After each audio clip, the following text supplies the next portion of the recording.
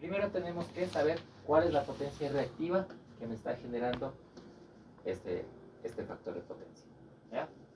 Entonces lo primero que tenemos que hacer va a ser transformar este valor de aquí, en el ángulo que representa este valor. ¿Cómo hacemos? Chicos. Acá.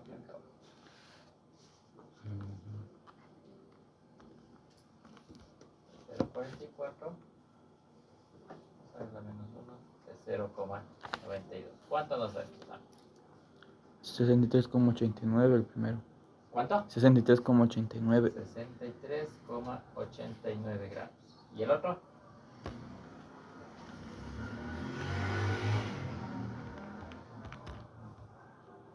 23,07. ¿Ya? ¿Cuánto? 23,07. 23,07 gramos.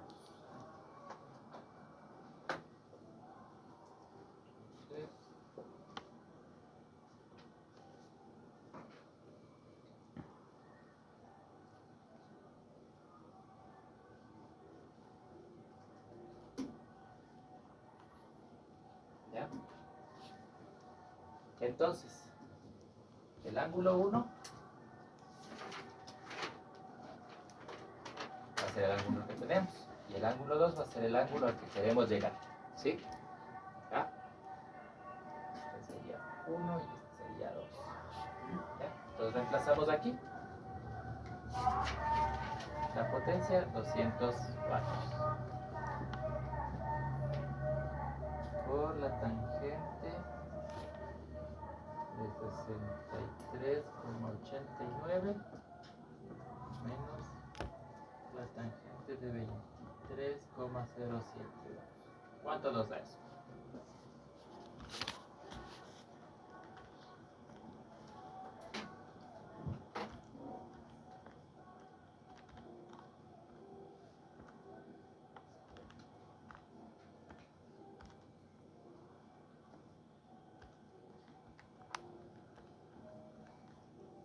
$322,34. ¿Ya? 300 22,34. 34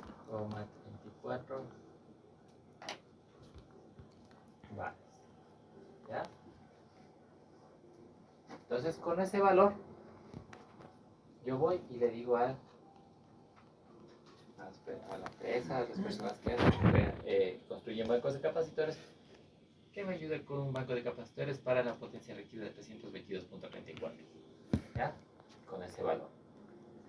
Entonces con ese valor es la potencia reactiva que me está generando mi motor. ¿Ya? Pero ahora, como es un motor pequeño, puedo crear yo un banco de capacitores. ¿Ya? Lo que tengo que calcular es el capacitor que necesito para hacer la corrección. Para eso utilizamos esta formulita de aquí. ¿Ya? Como vemos, es la conexión en triángulo. Para la conexión en triángulo. Entonces, ¿cómo hacemos? Reemplazamos aquí los 322,34 bares por 10 a la sexta, dividido para 2pi, la frecuencia es 60 hercios, ¿ya? Y el voltaje al cuadrado. ¿Ya? ¿Cuánto nos da eso?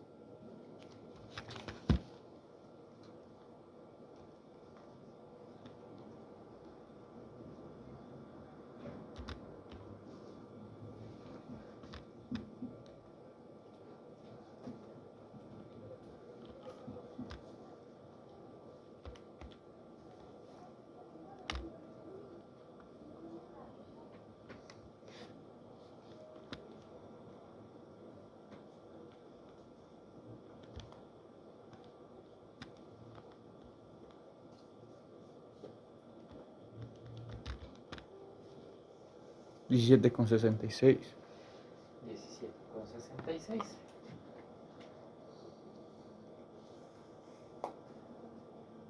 Podemos ponerle 18 microfaradios.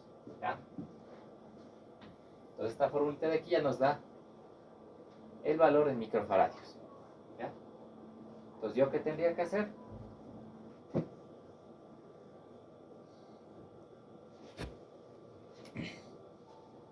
Conectar mis capacitores en triángulo. ¿Ya?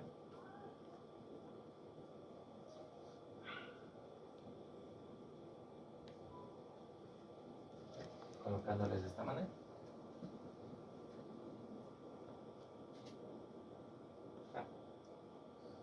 En el caso que yo quisiese hacer una conexión en estrella, lo único que hago es dividir esto para 3.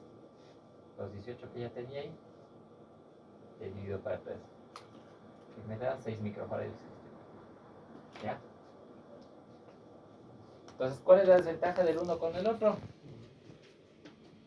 El valor del capacitor. Muchas veces demasiado bajo. ¿Ya? Entonces, por eso utiliza preferible la conexión en triángulo. Pero si yo consigo los capacitores de este valor, yo puedo conectar a la estrella, que igual me va a funcionar. ¿Sí? ¿Estamos claros con esto? Entonces, como vemos, este cálculo es un poquito tedioso, ¿no es cierto? Está fácil de perderse. ¿Y cómo le conecta eso a la carga? Ya vamos a ver cómo conectar. ¿Sí? Entonces, ¿ya puedo cambiar? ¿Puedo Sí. ya. Lo conectamos de esta manera.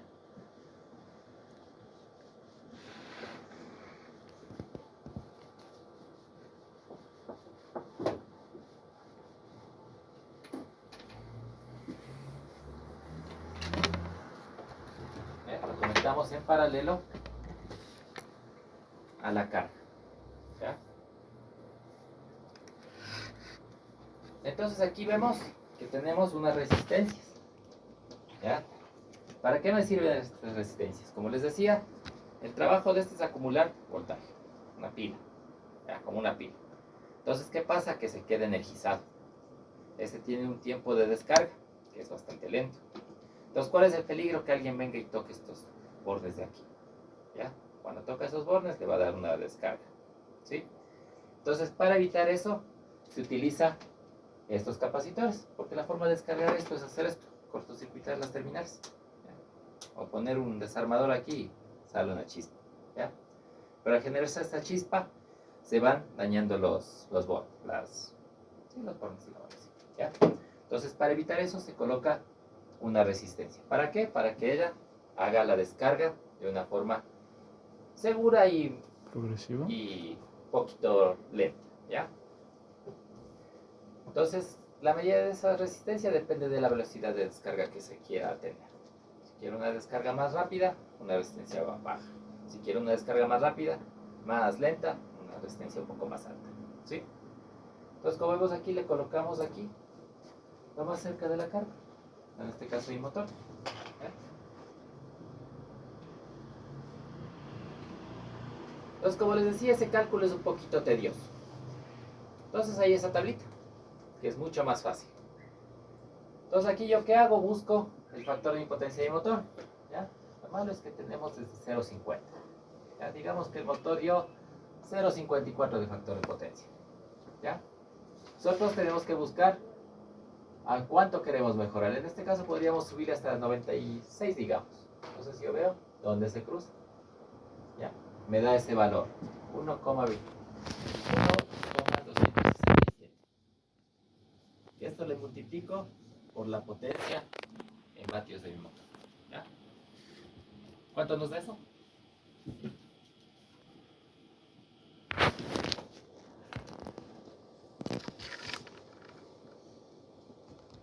$253.4. 253,4. Estos son vatios. Entonces aquí ya tengo mi potencia reactiva. ¿Ya? Entonces un cálculo mucho más fácil. ¿Sí?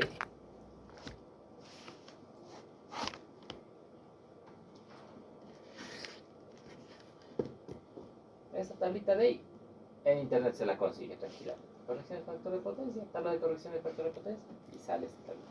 Hay un montón de tablas por ahí. Pero la mínima que he encontrado es el 0,50.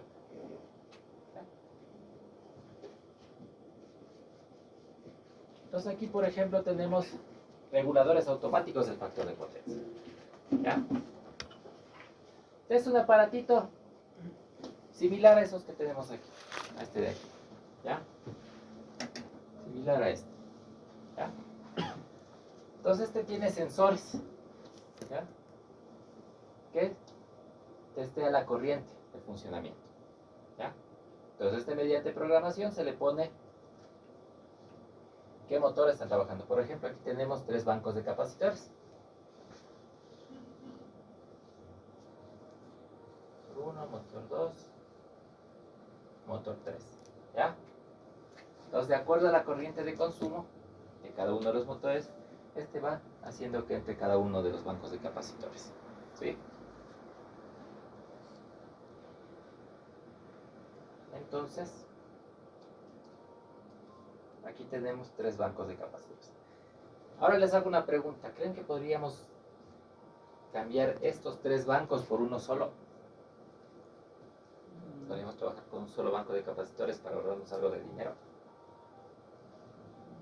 Creo que Igual sí. para los 3 mismos motores que tenemos ahí. ¿Creen que se pueda?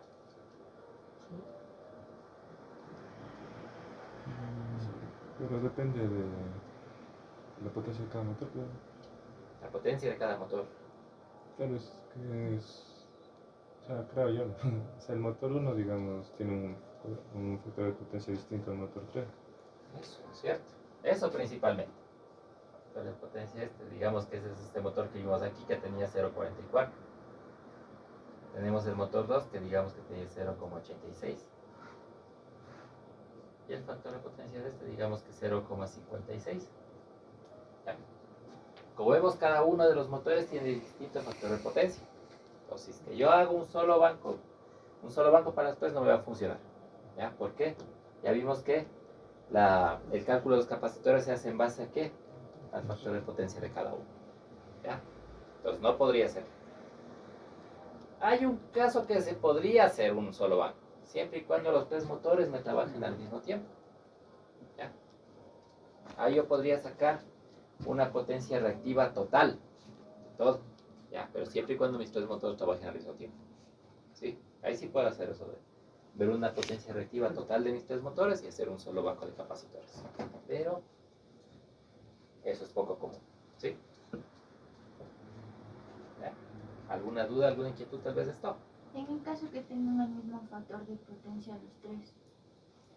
Es raro poder tener los 3 motores del mismo factor de potencia. ¿De qué depende el factor de potencia? Principalmente de la construcción del motor, de las partes físicas, la calidad del bobinado, la resina que se ocupó para el aislamiento, los metales que están compuestos, ¿ya? Entonces todo eso depende del factor de potencia. Entonces hay casos que ni los mismos motores de la misma compañía tienen el mismo factor de potencia. Siempre varía entre 1 o 2 tal vez grados. No es mucho, pero varía. ¿Ya? Son pocos los motores que tienen el mismo factor de potencia. ¿Ya? ¿Pero es considerable esos 3 o ya sí les podemos despreciar? O sea, ¿qué tanto hacerle eso?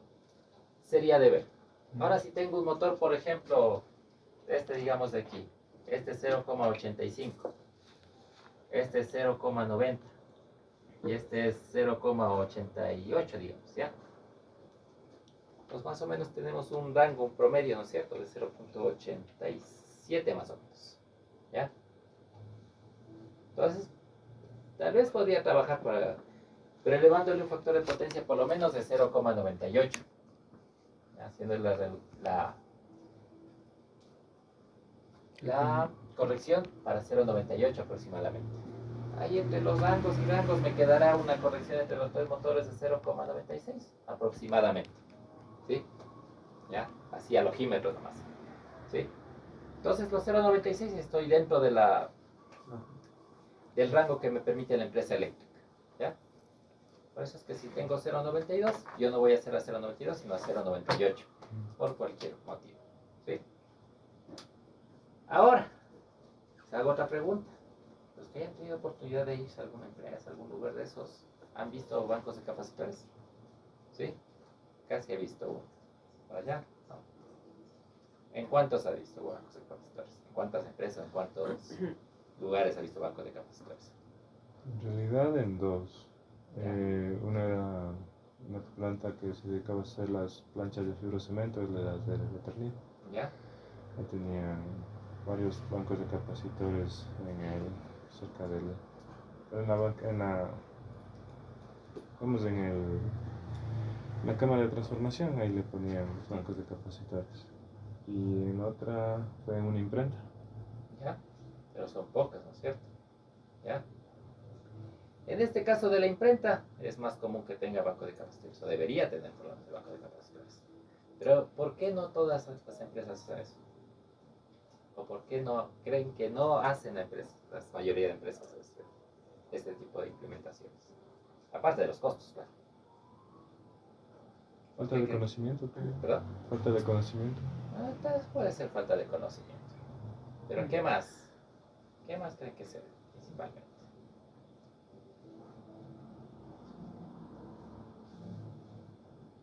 Inversión. Eso ya, como digo, ya depende de cada empresa. Pero la mayoría tienen recursos y no lo hacen. ¿Por qué creen que sea?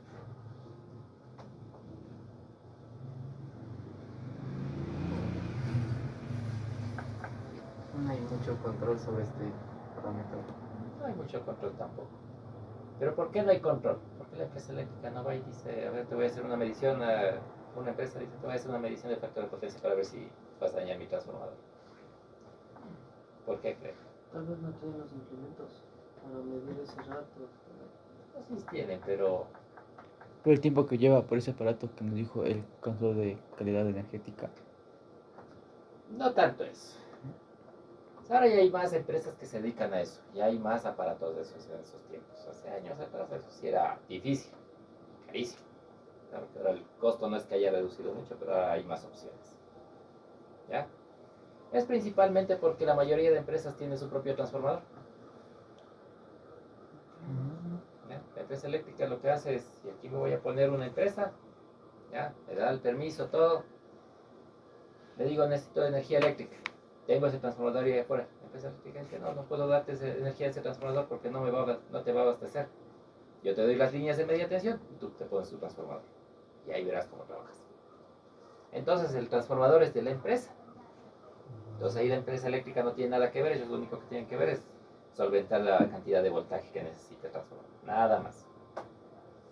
Y como aquí es la filosofía de que mientras esté funcionando, dele hasta que se eche. Pues lastimosamente no se hace este tipo de correcciones. Pero hay empresas que sí lo hacen. Hay empresas que sí se preocupan, dicen, no, sí, hay que hacer la corrección y lo hacen. ¿Para qué? Para beneficio de su transformador. Es igual que los armónicos. Mientras no hay problemas del transformador, sigue funcionando. ¿Ya? ¿Eso solo es aquí o ¿Perdón? eso solo es aquí o otros países también manejan eso? En otros países ya tienen la normativa mucho mejor regulada. Entonces ellos sí exigen. No es que les dicen, tienen su transformador. Ellos les exigen que les pongan el banco de capacitores, ya por normativa. Entonces, aunque no es precisamente la empresa eléctrica que viene a hacerles una auditoría, sino que los que les dan los permisos son los que les hacen las auditorías. Entonces ahí vienen, revisan, y eso es parte de la normativa. Entonces hay que ver banco de capacitores, si está implementado, cuánto está, todo eso. Entonces les dan los permisos, si no, no les dan permisos. ¿Sí? Sobre todo en países europeos, que ellos sí son ahí a la normativa. ¿Sí? Países aquí latinoamericanos, sí hay ciertos países donde se implementan, pero no son muchos. ¿Vale? Todavía estamos en la edad de piedra en eso por aquí. Aquí en el Ecuador ni hablar. ¿Ya? ¿Alguna otra duda, alguna otra inquietud tal vez? El cálculo del factor de potencia se hace solo con los datos de la placa o también con algún equipo ve el factor real de potencia real y con ese se los Claro, con el cálculos. medidor de calidad energética podemos hacer ver el factor de potencia. También nos da la opción de ver el factor de potencia que está consumiendo mi planta, por ejemplo. Y sería el cálculo en vacío cuando el motor está a plena carga. En este caso, siempre los cálculos se hacen cuando está en plena carga. Nunca se hacen vacío. ¿Por qué? Porque nunca voy a trabajar con el motor en vacío, siempre va a estar con carga, va a estar haciendo el mayor esfuerzo. Entonces yo los cálculos tengo que hacerlos en base a eso. Porque ¿qué pasa si yo hago mis cálculos, por ejemplo, en este motor de aquí, le hago el cálculo ahorita, todo, pero con medidas de que me está dando? Cojo, mido voltaje, mido corriente, hago los cálculos y salgo. Entonces, sobre todo en el consumo de corriente, no va a ser el mismo así que cuando yo le ponga alguna carga. Digamos, le pongo un ventilador, por ejemplo, o le ponga en una mezcladora. Entonces va a tender a subir la corriente. Entonces ese banco de capacitores ya no me va a funcionar. ¿Ya? Entonces yo lo que tengo que hacer siempre es considerando al 100% el motor que esté a plena carga. ¿Ya? Eso en todo. Cálculo de transformadores, cálculo de protecciones, de cables, entre otras cosas. ¿Sí? ¿Alguna otra duda tal vez? ¿No? Listo, entonces. Vamos a lo que sigue. Entonces la semana pasada ya nos quedamos aquí viendo, haciendo nuestros circuitos de control. Ahora vamos a armar este de aquí, que es nuestro arranque estrella triángulo. ¿Ya? Entonces, como les decía, el motor es sobre todo, principalmente de 10 HP para arriba. Tenemos mayores problemas durante el arranque directo. Entonces, en este tipo de motores es preferible hacerle un arranque estrella triángulo. ¿Ya? ¿Cuál era el beneficio de hacer este tipo de arranques o para qué creen que funciona este tipo de arranque? ¿En qué me beneficia? Menor consumo de corriente al arranque del motor. Durante el arranque principal. Como veíamos, el arranque de un motor eléctrico es entre 3 y 6 veces la corriente nominal. Entonces, un motor de 10 amperios es una barbaridad, ¿no es cierto? Más o menos tenía un consumo de 30 amperios, me parece que es el de 10 HP. Entonces puede subir hasta 180 amperios durante el arranque. Entonces, en este caso, se utiliza el arranque de triángulo para disminuir la corriente de arranque. ¿Ya? Entonces, vamos a ver cómo funciona nuestro circuito. Aquí lo tenemos. Entonces, vamos a ver. Vamos esto. Para poder verle mejor. ¿Ya? Entonces, aquí vamos a ver. Vamos a darle un poquito más de tiempo a este. Unos 10 segundos. ¿Ya?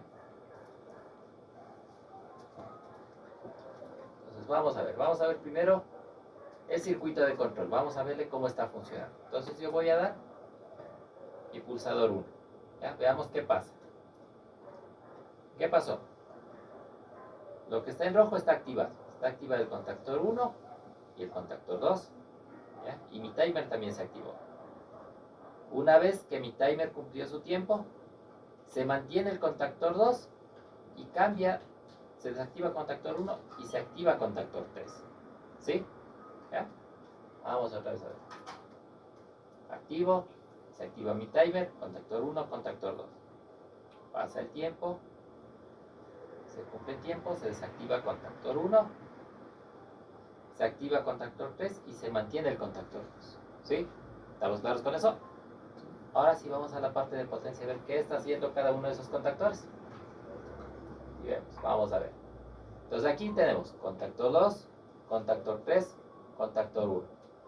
¿Cuál es el contactor que se mantiene? El 2, ¿no es cierto? El KM2. Este es contactor 2. Entonces, este se va a mantener. ¿Entre cuál va a ser la conmutación? Contactor 1 y contactor 3. ¿Sí? Vamos ahora a ver el circuito de potencia. Voy a activar. Pues aquí vemos que se activa los bobinados, inicio y el final. ¿Ya? En una configuración. Pasa el tiempo y ahora cambia al contactor 3 que me hace otra configuración. Vamos a ver la configuración. ¿Ya? Entonces la conexión en estrella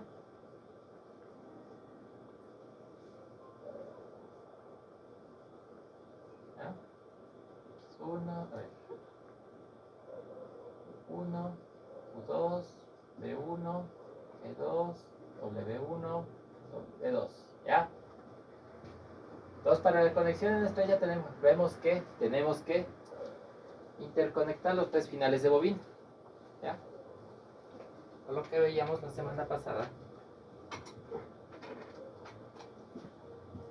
tenemos que hacer esto. ¿Ya? Aquí están los finales de bobina. ¿Ya? Tenemos que hacer esto, conectarles a los tres. ¿Ya? Y los inicios tenemos que mandar a cada una de las fases. Fase 1, fase 2, fase 3. ¿Ya? Entonces vamos a ver aquí. Nos vamos a ver. El KM2 está conectado a los inicios de bobina. Aquí. ¿Ya? Entonces me dice que el KM2 me va a mandar línea 1 a 1. Línea 1 a 1. Línea 2 a B1. Línea 2 a B1. Y línea 3 a W1. Línea 3 a W1. Y el contactor 1 lo que me está haciendo es esto. Haciéndome esta conexión. ¿Ya? ¿Cómo me hace? Con este puentecito de aquí. Como que yo estoy uniendo los tres cables. ¿Sí? Entonces está haciendo la conexión en estrella. ¿Ya? Entonces la conexión en triángulo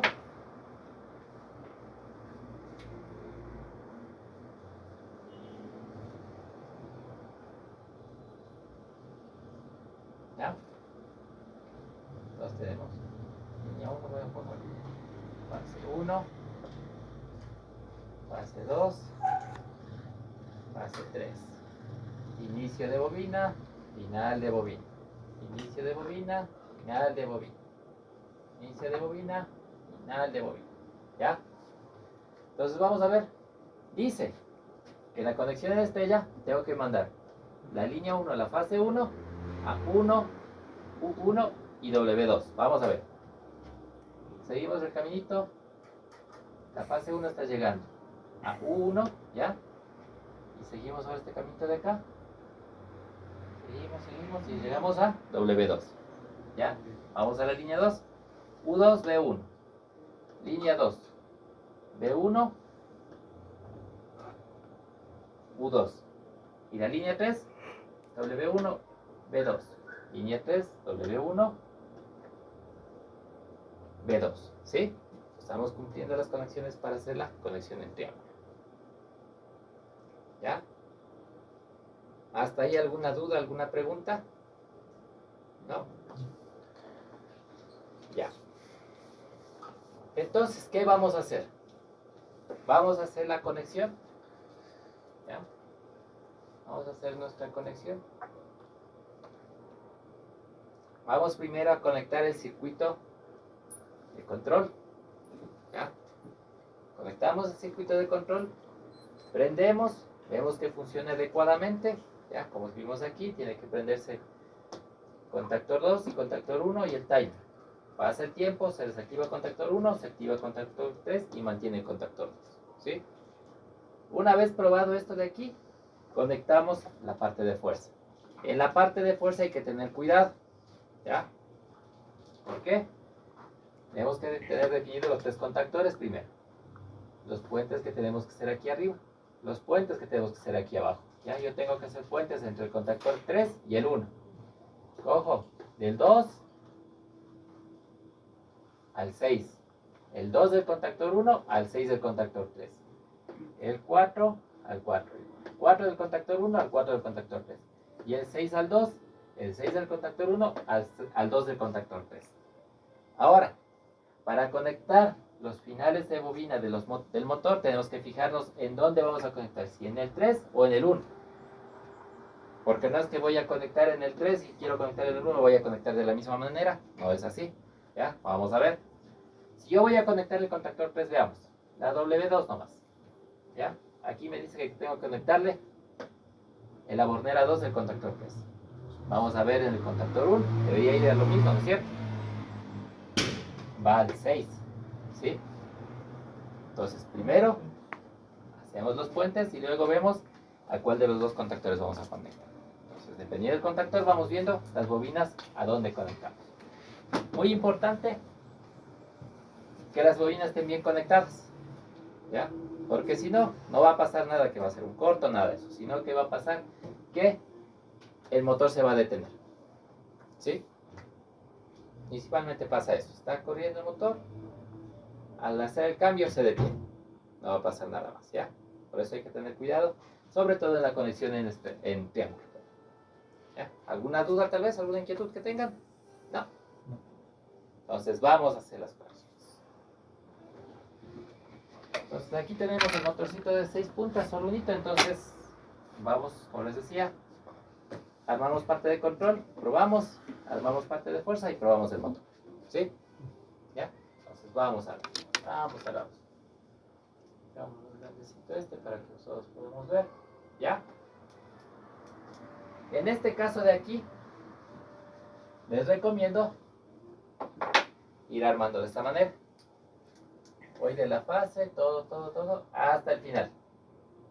De ahí voy a la siguiente línea. ¿Ya? De ahí voy a la siguiente línea. A la siguiente, ¿sí?